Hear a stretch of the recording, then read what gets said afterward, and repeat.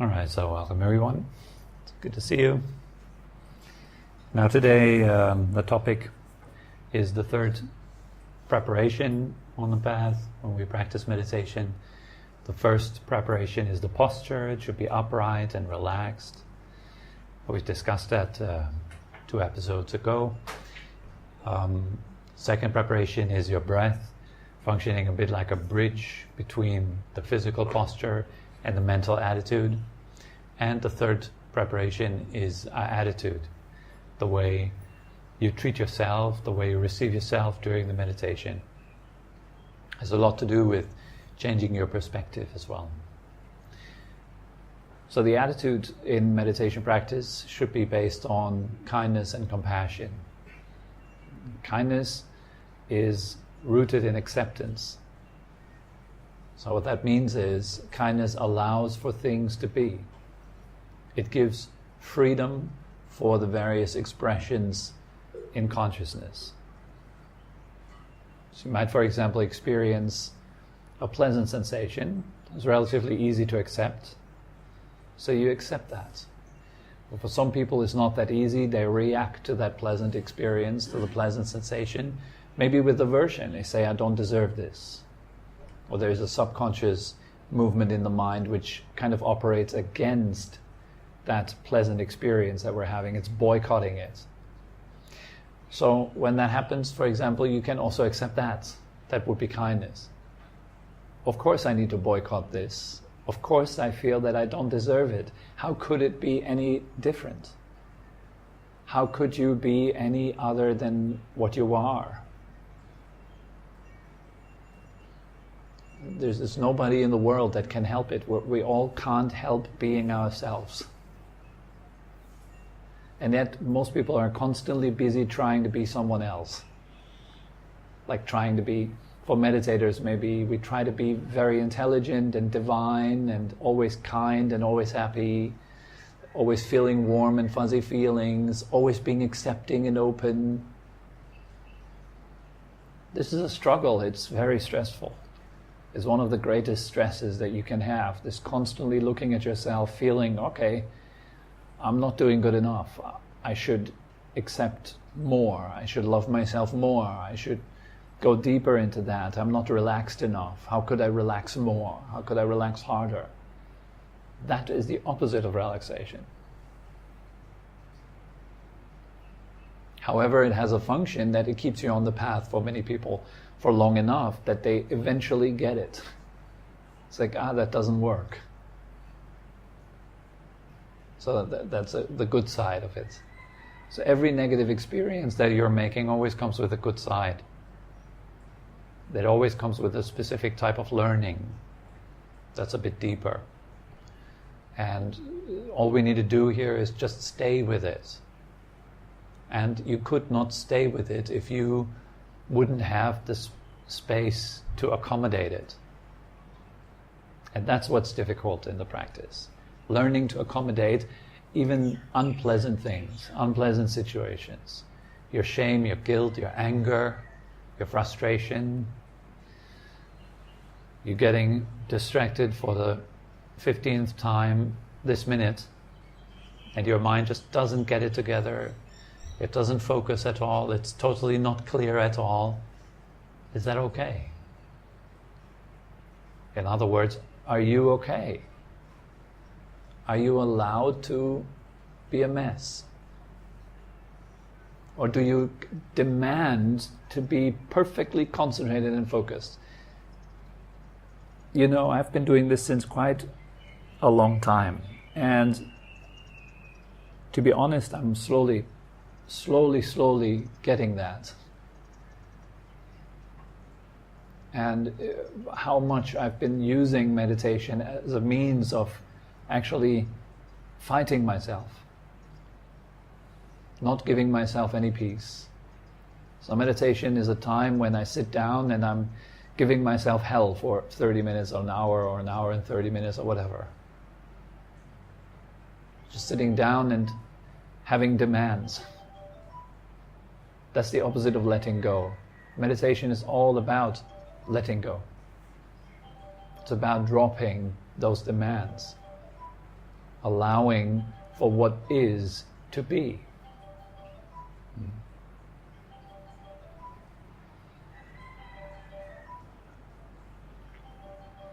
For example, a phone is ringing right now. Is that okay? Is that allowed to ring? Some people, when they, I don't know whose phone it is, probably one of ours. I don't know. It might be. Just close it. Yeah, you just close it. If you can just go and close it. Yeah. So sometimes I see when people's phones are going off during meditation, so they scramble very fast to turn off their phones. Relax, it's all right. It's okay if your phone goes off. You didn't do it intentionally to disturb the session or anything. These things happen, right? They're normal.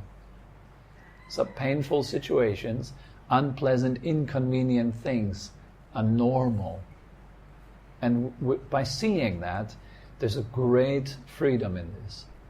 I'm okay. Actually, it's fine to mess up. Actually, it's fine not to be perfectly concentrated. Sometimes, it's actually funny. It's very humorous. Sometimes I sit down after a hard days of work at nighttime, evening, and I try to lay down a perfect meditation. It's ridiculous. How could I have a perfect meditation when I'm extremely exhausted and tired from the day? But I still demand it though. And I sit down and then I beat myself up for 30 minutes, like feeling so tired that I can't get anything together. Does that sound familiar? Yeah. It's very common. It's very common.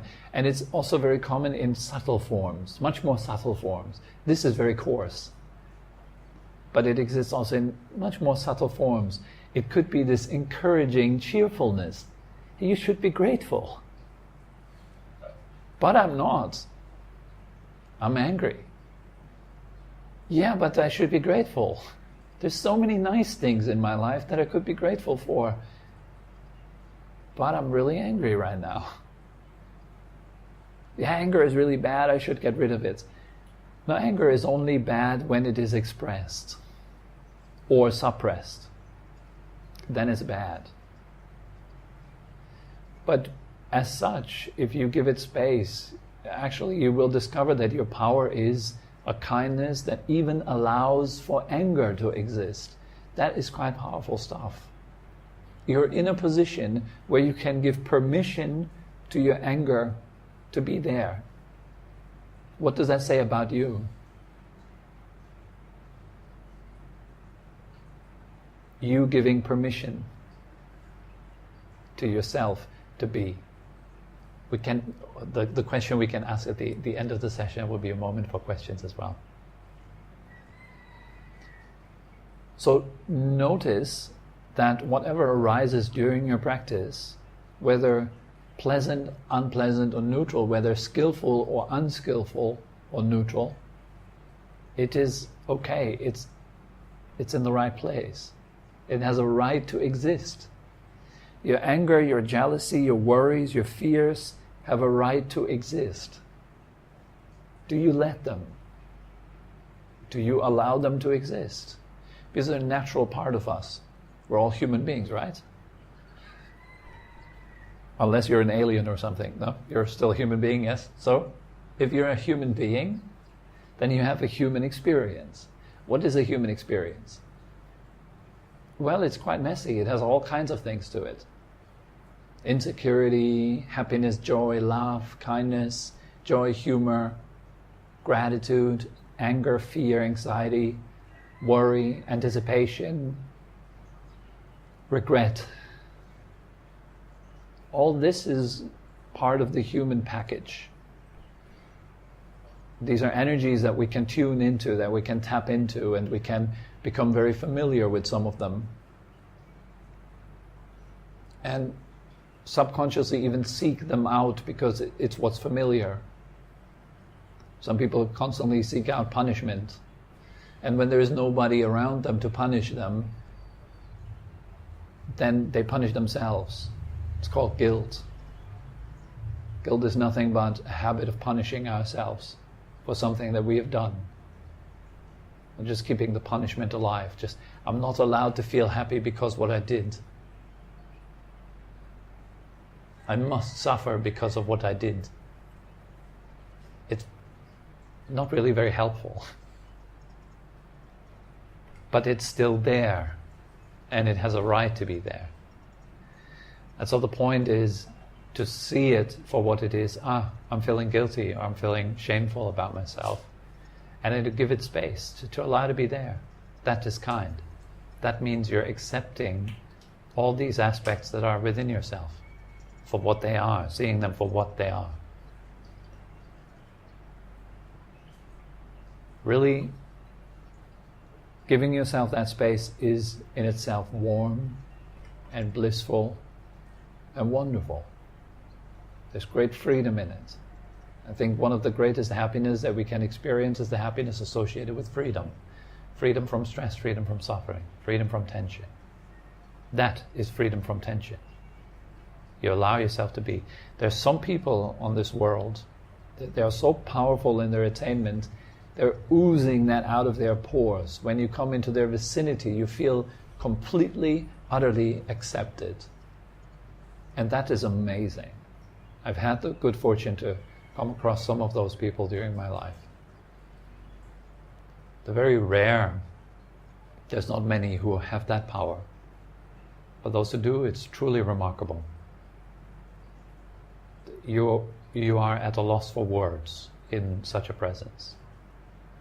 Very often for me, the experience is that I completely forget all my questions that I brought with me. And I'm just sitting there and I'm just in awe. Very often also it comes with great emotion, with tears of joy, experience of being completely accepted, the feeling of I'm okay, it's okay. These words are so simple, I'm okay, it's okay, but the experience of these words is very profound. It's okay to be angry, it's all right, of course I am angry. Yeah, but then there's my spiritual superego that says, yeah, but you shouldn't be angry though. You should be kind. And there's this misunderstanding about kindness, that kindness means this fuzzy, warm acceptance of oneself, that you have to be smiley about everything. And many people also confuse kindness with liking something. Kindness and liking are not the same thing. Love, which I use as a synonymous for kindness, is not liking. But in our language we are using it precisely as that. We're using it as a form of intense liking. I love you means I like you very, very much. I'm extremely attached to you. If there was a question such as, why do you love me? Then I would give you all those reasons that serve my attachments. Like, I love your eyes, I love your humor, I love your intelligence, I love your wit, I love your professional success, whatever it is. I love those attributes of you. Like you love the bread. Why? I love its smell, I love its taste, I love its crunchiness, its texture, I love its color. We love the attributes of that bread. But what's the bread without its attributes? We don't know.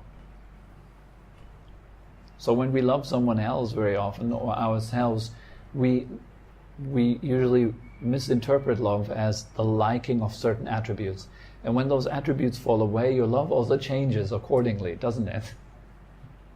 If you love someone, and all of a sudden they completely change, and turn into some sort of punk, coming home drunk every night, beating you up, the love quickly goes out of the window. It's gone. Because all the attributes have been replaced. The nice person who had this beautiful humor all of a sudden turns into this angry punk.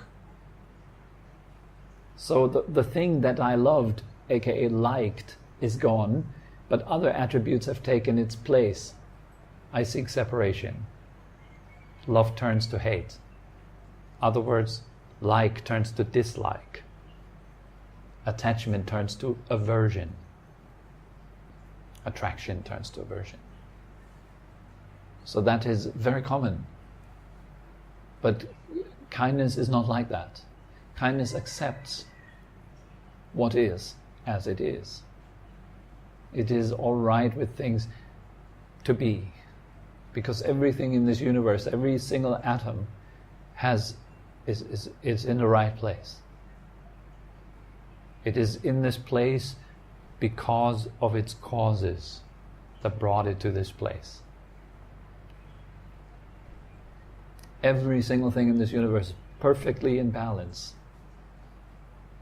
It is just that our mind is so incredibly distorted that we can't see that or feel that or engage with it in any way that is balanced. And so this distortion is greatly removed through kindness. Kindness has great similarities to the great knowing quality, the deepest quality in the mind, the nature of our mind, that which knows, that which is completely empty. Kindness has great similarities to that. Both have the same root. Both are based on complete acceptance. And I'm not saying acceptance means becoming like a, how do you call it, like a doormat, right? People just walk all over you and you're just accepting it. People take away things from you, just accepting it. Sitting in meditation and the house burns down and you're just accepting it. You're not doing anything about the fire. You just let it burn. That's not kindness, that's stupidity. So we're not cultivating that kind of stupidity. We're cultivating clarity in our understanding and acceptance. You cannot erase the fire before you have accepted it. You have to accept that it's there. If there is a fire and you deny the fire, you say, no, my house is not burning, my house is the best house in the street, the best house doesn't burn, period. You can deny the fire for a long time, and the longer you deny it, the further it burns into your house, the more difficult it becomes to extinguish. We all have various burning fires. Denying them doesn't help. Saying that, no, I'm not angry, doesn't help. It's the acceptance of there being anger that is helpful. There it is. I can see it clearly now. I actually am angry. Now I can see it. Now I can operate from that. I can either apply an antidote, I can help myself, I can heal myself, or I can shift my attention to something a bit more uplifting, or even better, I can understand the anger. When kindness encounters suffering and pain, it turns into what we call compassion. Then the aspect of kindness is called compassion. Even kindness even goes as far as allowing people to suffer. It allows me to suffer. It's all right, of course I suffer. I'm a human being. What did I expect? The body suffers almost every minute and I have to change it all the time. That is proof enough. I have to blink my eyes, I have to keep breathing, I have to keep doing things to stay alive. And the mind is the same thing. It's constantly looking around and trying to find a way out of suffering, find some relief. It's scheming. And so if we see that very clearly, then how do you react to seeing somebody in suffering and pain? You react with compassion, right? Compassion is mostly the wish for somebody or somebody to be free from suffering. May I be free from suffering. May I be free from stress and pain and tension. But that freedom cannot be achieved if you haven't accepted. So it's maybe to reformulate it, compassion in its ultimate form would be, may I free my anger, rather than may I be free from anger. Because we have truly understood that anger is not the problem here. The problem is denial, resistance, aversion. Happy feelings are not the problem either. The problem is attachment. The problem is clinging to them, trying to hold them, trying to manipulate and control them and enhance them. That's the problem. We can't let them go. We can't let things be. So how can we ever be truly happy? If we're seeking happiness in the realm of day and night, in the realm of change, all you will ever find is change. So it's highly unreliable. It's not the place where you can find anything reliable. The place where you can find anything reliable is exactly precisely within that state of acceptance. So this is what you want to seek out in meditation practice and continuously return to. If you ever struggle in your meditation practice, recall the attitude. How am I approaching myself right now? And I guarantee you it's from a point of resistance. That's because you're struggling. You don't like what there is. So, of course, you're having a hard time. Well, can you accept that you're not liking it? Is it okay not to like it? And problem is solved almost instantly. If you're becoming familiar with that, it's a wonderful relief. I've had this problem with our neighbors for a long time. It just keeps coming back. They're so noisy, dropping all their trash over there, like metal and construction stuff. And it can become super annoying. And there I was sitting, meditating for quite a while and trying to get rid of the annoyance. And it actually made it worse, because on top of the stress that I had from the neighbors, I was giving myself hell for having stress. I think I should not experience stress. How can I not experience stress? What can I do with my meditation powers to overcome the stress? You see, that's self-hate. And it's these little things that just blow my mind when they really sink in. Saying, how could I have overseen this for such a long time? And I've been mentioning it in so many teachings. I've been talking about it so many times. Just not been seeing it clearly. Aha, the problem is not the noise. The problem is not my reaction to the noise. The problem is that I do not allow the noise and the reaction. And as soon as I allow both, wow, it's amazing. I suddenly feel great. There's a feeling of happiness there. There's actual feeling of bliss, happiness, freedom. Because for the first time it's like, oh, of course I suffer. Of course I suffer. It's like face palm, of course I suffer. How could I have not seen that? How could I demand myself not to suffer when suffering is a fundamental truth of human existence? It's in fact the first noble truth that the Buddha mentioned. The noble truth of suffering. And if I'm not okay with that, how can I be okay with truth? How can I find truth? So one of the major points in our practice is to learn to become okay with stress and suffering. And there is plenty of it in the beginning when you're sitting straight and you're training your body to become still, which is pertaining to the posture, deeper breathing and all that. It gives you some suffering. It reveals stress, tension, and resistance within you. Is that okay? And so you can develop all these skills and you can experience suffering, but you're not taken by it. You're kind of comfortably above it. So you're still able to function even though circumstances are maybe not always that nice and not always that good. So please watch out, not for the techniques of your meditation practice, what kind of techniques are you doing or whatever, but watch out for how you're doing it. What's your attitude? Is it kind? Is it compassionate? Does it lead to peace that way? There is probably more to be said about kindness and compassion. It's a very vast topic. Maybe we can just continue in the next session on this Thursday, just going a little bit deeper into that, because I think it's one of the most important points. It deserves particular attention. It is what I also call one of the conditioners of your meditation practice. It conditions your practice. Gives it the direction. Okay? So that's all that comes to mind for today. I think it is good enough. Now, are there any questions?